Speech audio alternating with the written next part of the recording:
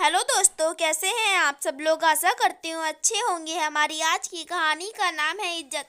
नंदिनी, तुम अभी भी ऑफिस में हो। तुम्हें पता है कि आज हमें विकास की सगाई में जाना है, फिर भी तुम अभी तक नहीं आई। कहा था कि एक दिन की छुट्टी ले लो, लेकिन तुमको ऑफिस का काम ससुराल वालों से ज़्यादा प्यारा है। फ़ोन पर ही संजय नंदिनी पर नाराज होकर बोला, संजय, मैंने तुम्हें सुबह ही बता दिया था कि मैं सगाई पर नहीं जाऊंगी। तुम्हें बुलाया है तो तुम जाओ। नंदिनी ने धीरे से कहा और फोन रख दिया। उसके फोन रखते ही संजय फिर उसे कॉल करने लगा। आखिर तुम चाहती क्या हो।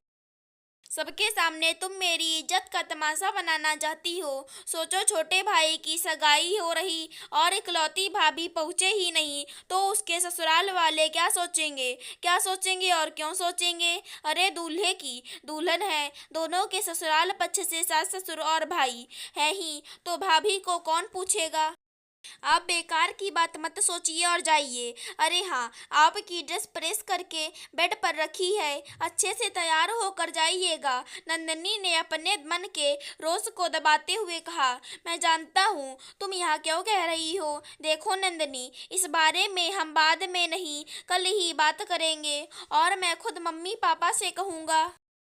लेकिन आज प्लीज मेरे साथ चलो, संजय नंदिनी को मनाते हुए बोला। संजय, मैं आज वही कर रही हूँ जो तुम्हारी मम्मी ने कहा था कि बिन बुलाए ससुराल के किसी भी फंक्शन में जाने का मतलब है कि वो लोग तुम्हें फालतू समझते हैं, और तुम भी अच्छे से जानते हो कि मैं फालतू नहीं हूँ। मुझे बहुत काम है, अभी मीटिंग के लिए जाना है। विकास भैया को मेरी तरफ से भी आशीर्वाद दे दीजिएगा। नंदिनी ने फोन काट कर उसे साइलेंस मोड पर डाल दिया। क्या कहा बहू ने, वो आ रही है या नहीं। मैंने सुबह ही कहा था कि आज ऑफिस मत जाए, लेकिन मेरी यहाँ सुनता कौन है। शोभा जी गुस्से से बड़बड़ाने लगी, मम्मी, आपने नंदिनी से यह कहा था कि उसे विकास की सगाई में चलना है। संजय ने शोभा जी से पूछा तो वो उसे हैरानी से देखने लगी। बहू को क्या अब अलग से निमंत्रण देना पड़ेगा कि उसके देवर की सगाई है और वो फंक्शन में चले। तुझे बोला था कि आज सगाई है, छुट्टी ले लेना। अब तुम दोनों अलग हो क्या। शोभा जी तो नक कर बोली, हम दोनों अलग नहीं हैं, लेकिन फिर भी हम दोनों के बीच बहुत कुछ अलग है। और ये मैंने या नंदिनी ने नहीं, बल्कि आपने कहा था। याद है जब नंदिनी के भाई की शादी थी, तब नंदिनी के पापा घर पर आकर कार्ड दे गए थे। लेकिन उस समय आप और पापा जी चाचा जी के पास गए हुए थे। घर पर नंदिनी के सिवा और कोई नहीं था।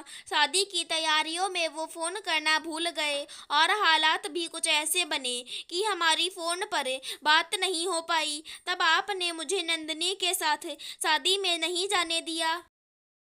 आपने ही कहा था कि ससुराल में जब तक इज्जत से ना बुलाया जाए मत जाना। नंदिनी के वहां पहुंचने पर जब पापा जी को मेरे ना आने की वजह पता चली तो वो खुद मुझे और आप सबको लेने आए और माफ़ी भी मांगी। संजय की बात सुनकर शोभा जी उसे गुस्से से देखने लगी। तू कहाँ की बात कहाँ जोड़ रहा। वो तेरा ससुराल है और वहाँ तेरा मान सम्मान कम नहीं होना चाहिए। यह नंदिनी का ससुराल है तो क्या उसके मान सम्मान की कोई वैल्यू नहीं। ये तो गलत है। दामाद की इज्जत अनमोल है और बहू की इज्जत का कोई मोल नहीं। आपने कि जिस हक से मुझे कहा कि भाई की शादी है, हर फंक्शन में आगे रहना है, तो बहू से क्यों नहीं कहा कि तुम्हारे देवर की शादी है। भाभी का फर्ज निभाने के लिए तुम्हें सभी फंक्शन में सबसे आगे रहना है। आपने मान मान लिया कि वो तो बहू है, तो उसे बिना कहे ही सब जिम्मेदारी निभानी होगी। संजय की बात सुन शोभा जी सोच में पड़ गई। क्या सोच रही हो भाग्यवान। बहू को फोन करके हक से उसे डांट लगाओ और तुरंत फंक्शन में पहुंचने को कहो, नरेंद्र जी ने कहा। शोभा जी ने उनका फोन लिया और नंदिनी को फोन लगा दिया। बहू, काम तुरंत बंद करो और सगाई में आ जाओ। अपनी बड़ी बहू के बिना मैं छोटी बहू का स्वागत कैसे करूंगी। और हाँ, मैं माफ़ी नहीं मांगूंगी, बोलो तो उसके बदले तुम्हारे साथ म्यूजिक पर कमर जरूर हिला लूंगी। अब ज़्यादा इंतजार मत करा, जल्दी आ जा। शोभा जी बोलते बोलते भावुक हो गई। भावुक तो नंदिनी भी हो गई थी। उसने फ़ोन पर ही कहा, नहीं मम्मी जी, अब कभी देर नहीं होगी।